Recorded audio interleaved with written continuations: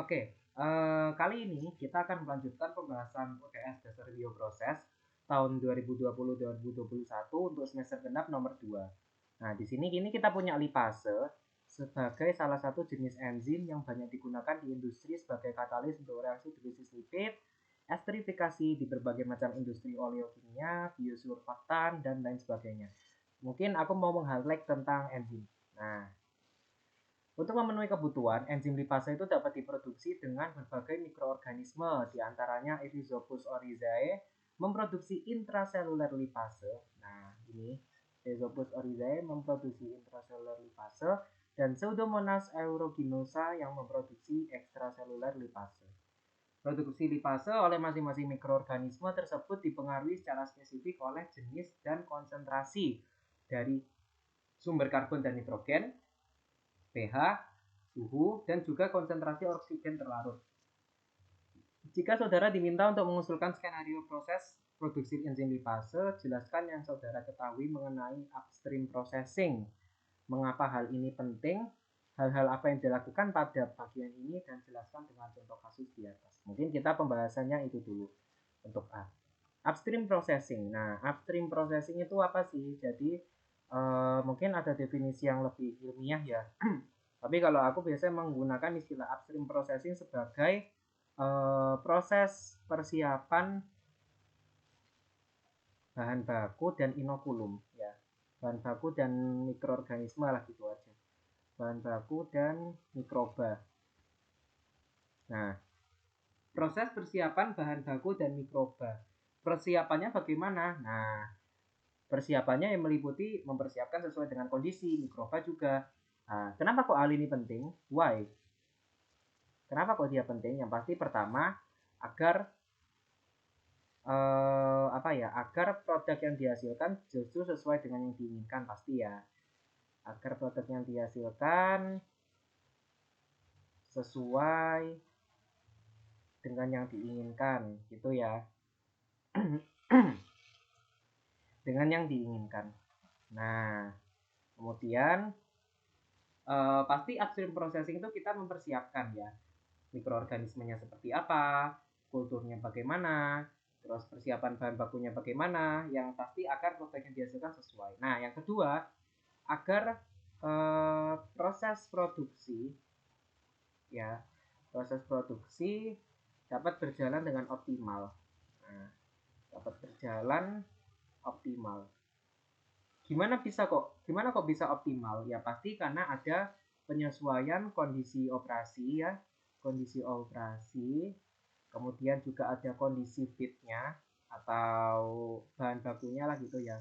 Pasti juga ada kondisi mikroba gitu. Nah, pengaturan kondisi mikroba, kondisi fit, dan kondisi operasi itu perlu dilakukan agar proses produksi itu dapat berjalan optimal. Nah, ini pentingnya upstream processing gitu. Nah, yang ketiga, pasti kita ingin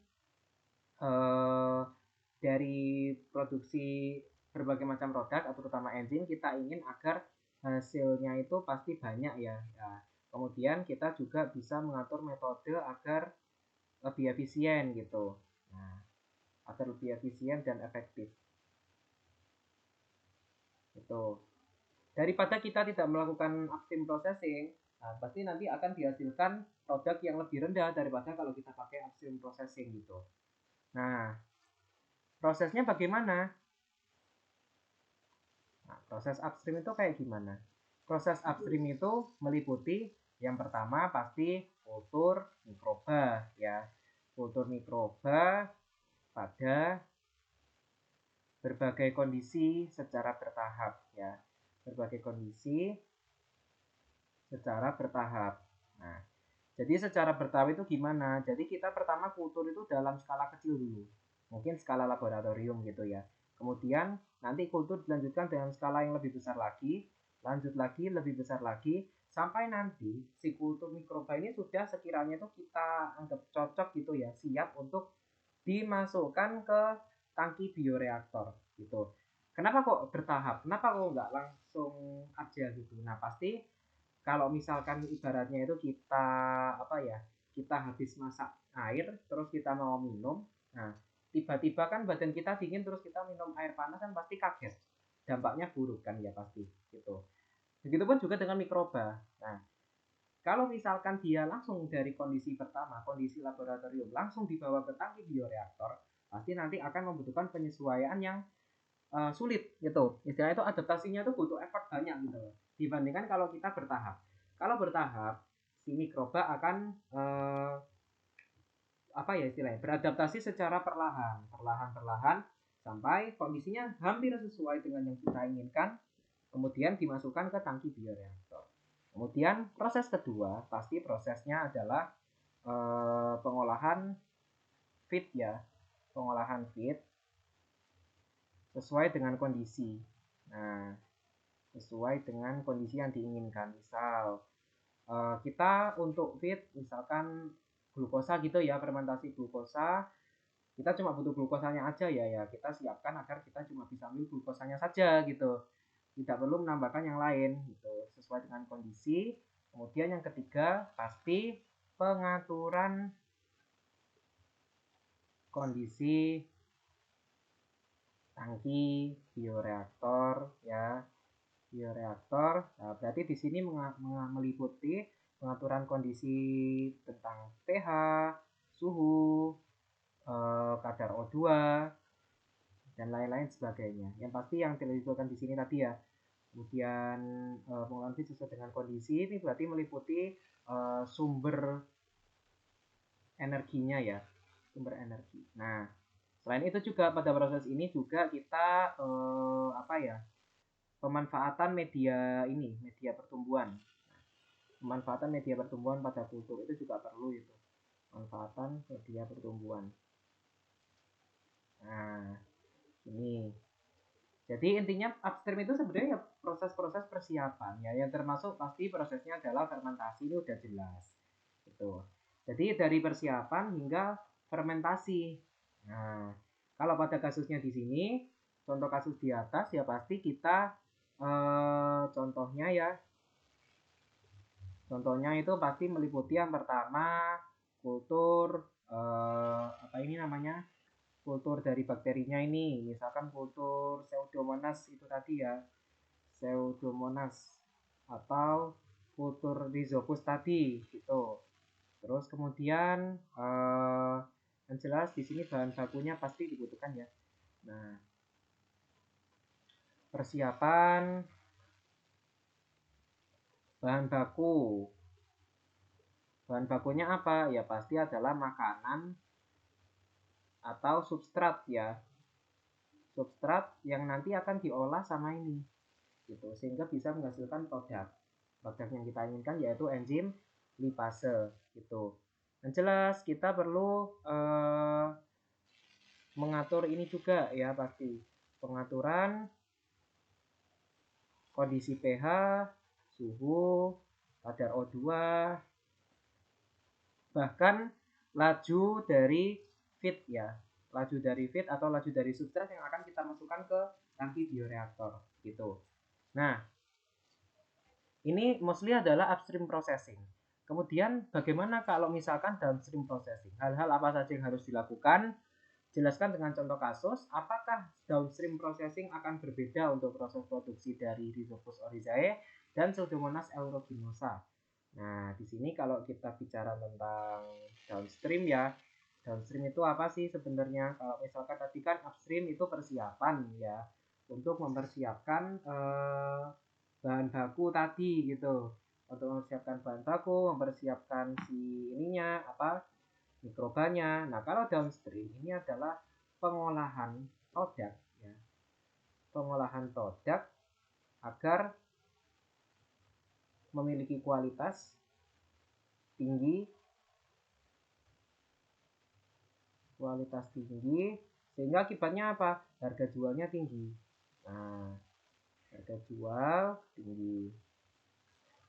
Jadi itu caranya gimana sih sebenarnya caranya itu? Nah, caranya ada banyak ya. Jadi kalau kita membuat ini ya, kalau kita membuat suatu produk dari mikroba gitu ya. Nah, pentingnya downstream itu apa sih? Pentingnya downstream itu di sini adalah yang pasti kita ingin agar hasilnya itu efisien ya, efisien dan pasti dan murni gitu ya.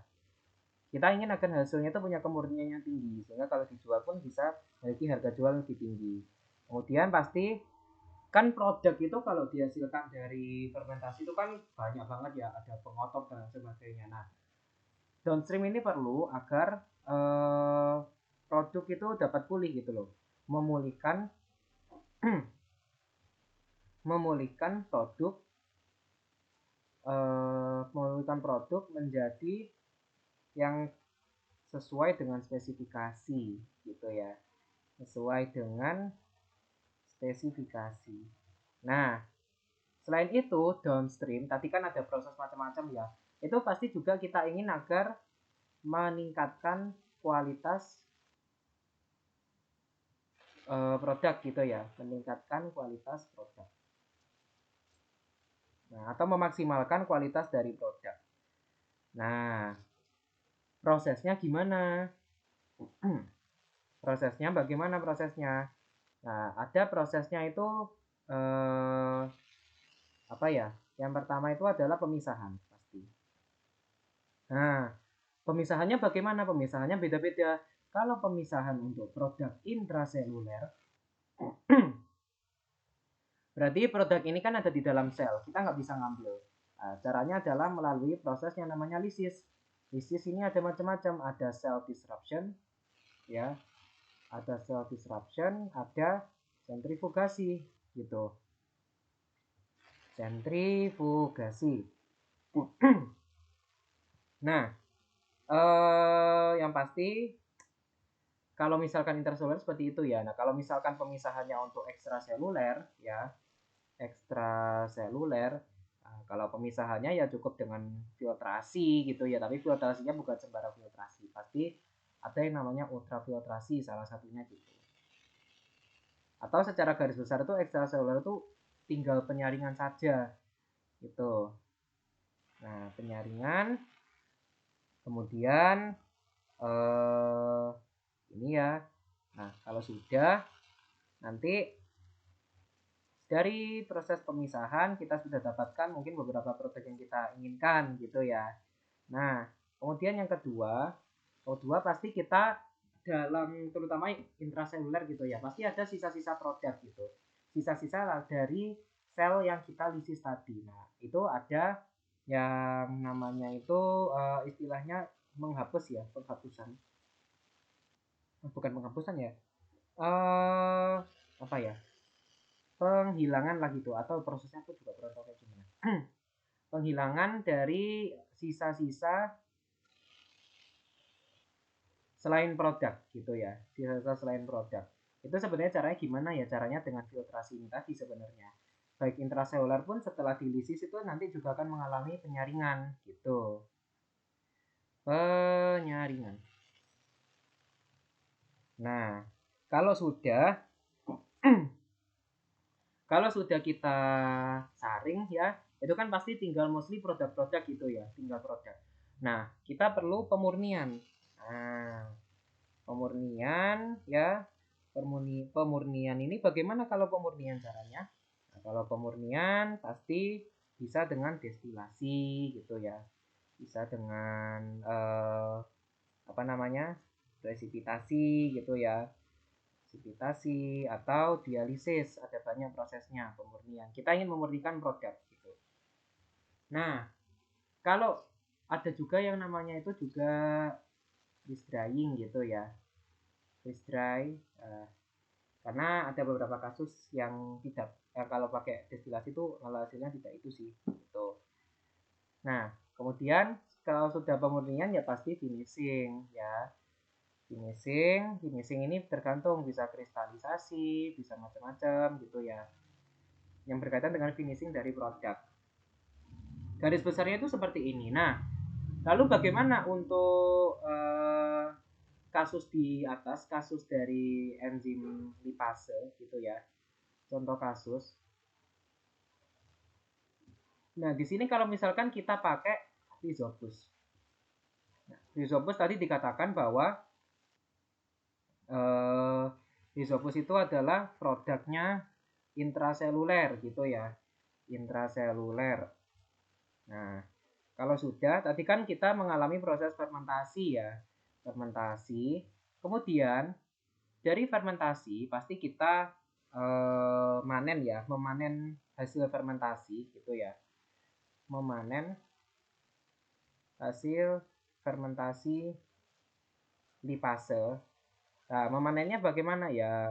Dari aliran ininya, aliran yang dihasilkan itu, dari proses fermentasi yang dihasilkan itu diambil ya, gitu. Tapi kan ini intraseluler, berarti di dalam tuh masih ada produknya, itu masih di dalam sel. Nah, langkah selanjutnya itu adalah kita lakukan pemecahan sel atau lisis, gitu ya. Lisis ini nanti bisa dengan sentrifugasi dan macam-macam gitu ya. Kemudian kalau sudah lisis nanti akan kita saring. Nah, kita penyaringan. Penyaringan nanti akan didapat produk sama sisa produk ya, atau sisa selain produk, cell debris ya. Nah, itu. Nah, lalu produknya bagaimana? Setelah kita saring, pasti akan kita murnikan. Nah, pemurnian produk itu ya. Nah, pemurnian produknya ini bagaimana caranya? Ya kita tidak mungkin pakai ini ya, tidak mungkin pakai destilasi. Jadi kita bisa pakai pemurniannya itu pakai mungkin dialisis gitu ya. Mungkin dialisis dan lain sebagainya. Kenapa kok kita tidak pakai destilasi? Ini tadi kan kita ngomong enzim ya. Kalau enzim pakai destilasi, wah itu nanti panasnya itu akan menyebabkan enzimnya ini rusak gitu. Jadi kita pakai itu. Nah kemudian finishing. Entah mau dikristalisasi atau mau dalam bentuk freeze dry, kristal gitu bisa. Jadi ini untuk intraseluler. Nah kalau untuk yang pseudomonas, kalau pseudomonas tadi kan ekstra ya, ekstraseluler itu. Nah kalau ekstraseluler sebenarnya masih sama sih, fermentasi, memanen hasil gitu. Cuma kalau pada kasus ekstraseluler di sini ini ada semacam khasiat, kita nggak perlu lisis gitu. Kita nggak perlu lisis, jadi kita bisa penyaringan. Nah, kita bisa penyaringan langsung. Kita bisa penyaringan langsung sehingga nanti itu kita tidak perlu melakukan lisis gitu. Karena kalau pakai lisis ya gitu, ini kan produknya sudah di luar, malah nanti malah makin tidak efektif gitu.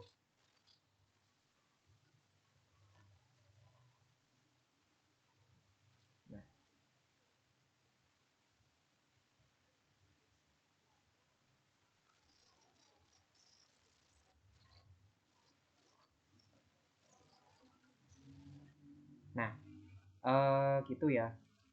Jadi penyaringan.